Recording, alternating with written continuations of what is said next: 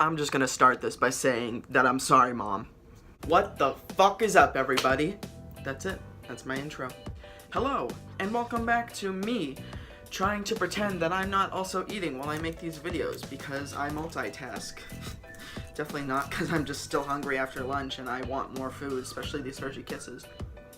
Why would you suggest that? That's stupid.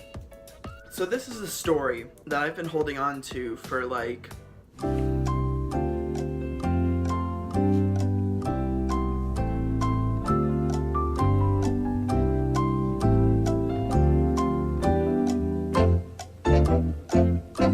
almost 4 months. And the reason is because it's not a story that puts me in a good light. Okay, this story was like mostly my fault, but also fuck the other people who were involved that like caused this and like punished me, you know? Fuck them for doing their job, right, people? Getting into the story, I know you see the title and you probably think this is clickbait, and let's be honest, it's me, so it probably is, but this time it's not. So this story began on like Halloween weekend for colleges, which is basically just Halloween, but like for the weekends you have like multiple costumes, but this was like the Saturday of it, so this is like prime time, Halloween weekend, everyone's partying tonight, it's extreme. But I went out that night, not because it was Halloween weekend, but because it was my friend Andre's birthday. Her name's Andrea, but she's Andre, same thing. And yes, I got her permission to make this video. So Andre goes to Suffolk University, aka Fuckville. And she's getting out of there, don't worry, next year, but that's unrelated to this story. Honestly, Suffolk's a pretty good school, but like, this experience has just ruined them for me. So anyways, it's Andrea's birthday, same night as the Saturday of Halloween weekend. So there's a lot going on that we could go to tonight, but we choose to go to an 18+ club. But before that, we all plan to meet at her dorm, in a Suffolk dorm. Which, Suffolk dorms are like pretty laid back, but I guess because it was Halloween weekend, they were all of a sudden like on high alert for like looking at illegal activities. Nevertheless, you have to sign people in no matter what day it is. So, you can have a maximum of 2 people with you. And Andrea had 3 guests coming in. So that was a problem that we didn't realize until we got there.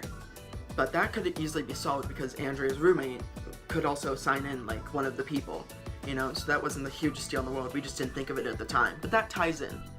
So, because it's Halloween weekend and we're going to an 18+ club because we're 18+, she's turning 19, but you know, no one's 21. So, I gotta bring my own stuff. So, my drink of choice, if anyone knows me, totally hypothetical, I don't underage drink because that's a crime. You're gonna be busted. But if I did, I like UV Blue the best. It's a really cheap vodka and it comes in these like huge bottles for like 20 bucks, really affordable shit. And it tastes like a Blue Jolly Rancher to me, but other people say that it just tastes like the worst thing they've ever had in their life. But I don't care, more for me. So, because I'm the smartest person in the world, I decide to bring this big bottle that had like, you know, maybe like that much left, like something I could have easily fit into a water bottle. But because I'm the smartest person in the world, I just stuffed the whole bottle with that little bit into Old Reliable here. My backpack I've had since, I don't know, since the earth was created. I've had this thing for like all of high school and college. Maybe even middle school, I don't remember. And I put a few clothes in there just so that way it wouldn't rattle around that much, you know, making noise and shit. But it was pretty much the only thing in the bag because I took out all my school supplies. And it never came to my attention that a backpack on Saturday, on Halloween weekend, would raise some alarms to some security. That never crossed my mind. But then again, the person who signs you in is behind glass. They can't really see what's on your back. So I'm thinking I'm fine. You know, me and my friend Haley, who's a floor below me in this dorm building, hey Haley, I don't know, she'll hear me, are going to meet her at her dorm before we go out to the clubs. Because we have to change into Halloween costumes and all that jazz. All that jazz. we're walking in, and there's like two like Suffolk police officers standing at like where you would open up the glass doors, and you have to like scan like your Suffolk ID to get through those glass doors before you even get into like the little lobby area where they sign you in. But so many people are coming in and out because again, it's Halloween weekend, it's really busy, that me and Haley don't even have to scan any ID that we don't have, and we just walk right in. But the thing was, one of the Suffolk police officers follows me in, just me. Like, there were many people, many groups before me, but they follow me. And I'm just thinking, oh, maybe he just wants to come inside for a little bit. And I held the fucking door for him. So Andrea's signing in Haley, and I'm waiting to get signed in too. But before the guard can even like take down our names, the guy in the corner, the Suffolk police officer, just looks at me, and me alone, and says, "Random bag check." Can you guess what they were checking for? It's alcohol. Now if we look here at the people who are absolutely fucked in this situation, we'll see that it's me. So that means I'm not getting out of this okay. So the guy behind the glass like wall who actually does the signing in thing stops Andrea and goes, "Hold on, you can't have 2 more guests. You already have 1 signed in. That's too many." And I just look at Andrea and I go, "Oh, it's okay. I'll just leave and I'll wait for you guys outside." But Andrea didn't hear the guard, so she's like, "Oh no, we can just do this." And then the guy just goes one more time, but in a much harsher tone. "Random bag check. Please step over here, sir." And when you know it, the list of people who are fucked still includes me. That's fucking amazing. I love statistics. Me and Haley stop being signed in, and we go over there because Haley has like her purse and like a birthday gift for Andrea. I have my backpack, so all of the bags need to be searched. But he doesn't even fucking care about Haley. She was just there, so she had to come over here anyways. So Andrea's standing off to the side, looking a little nervous, as one should. And the guy asks me if there's any alcohol in the bag. And I think about it for a second. You know, what am I gonna say in this situation? I have been asked a question, what route am I gonna take? And what did I say when he asked me, is there alcohol in this bag? Because I tell the truth. And because I knew deep within my soul cavity that there was no way that I was gonna open up this bag and he wasn't gonna see that huge fucking bottle of alcohol. So, I had to tell the truth to avoid anything worse happening in the future. And I still believe that I did the right thing. Not because of any moral reason, just because I think that I would have gotten in worse trouble if I had tried to lie my way out of it. So, he tells me to open up the bag. And I open up the bag. And he does like this dramatic ass pull and just pulls out the big bottle of UV blue with a little bit, just like as if to mock me that I could have carried it in a different container, that I did not need this huge bottle. And to get caught over such a small amount as that is ridiculous, but whatever.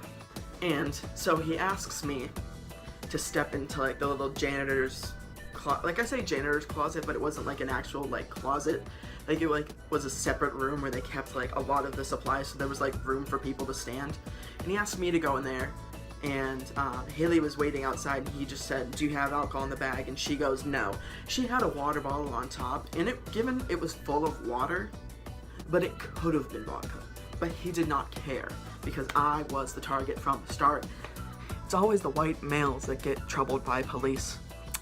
So he has me go into the separate room, and he has like a piece of paper with him, and he asks the guy who was signing us in for my license, because I had handed in my license, because they have to like swipe it to sign you in, so they actually can verify your identity. So he gets a license from him, so he's already got my name and like my license information if he wants. He's got me, okay? I'm fucked. You know what, let's check the list of people who are fucked one more time. Wouldn't you know it, there's been a new addition to the list. It's not only me, but it's my freedom. That's fucked. So he starts asking me questions to find out more than just my name and my age. And he asks me if I go to the school there, and I say no. So you can't touch me there. That's not bad. So he asks me where I got the alcohol. And this is where my genius truly shines through, because my brain scanned for approximately 2 seconds before I answered. I stole it from my parents. Now, given I did not actually steal it from my parents, but doesn't that sound like the best excuse in the book? Because it means that you did not acquire it by illegal means. You just, like, stole from your parents, which isn't, like, a crime in itself. It just means that, you know, they can't even be at fault because they didn't know about it. The only flaw in that plan is who the fuck's parents are drinking UV Blue? Who's drinking this cheap vodka at age 40, 50 something? Now, this police officer, loosely used there, hedges on to the fact that that might not be the most real thing I've ever said in my life. And he goes, "You took this from your parents." And I looked at him right in the face and I said, "I sure did." And because he can't prove me wrong there, he just tries to get me to be in trouble with them. So he says, "Where do you live?" thinking I still live with them. So my answer is not, "I live in Boston," or anything like that. It's not with them, because that means that he won't attempt to try to contact them, which I don't know how he would go about that. He wraps up. I don't know if he asked me any more questions, but those were the ones that mattered the most.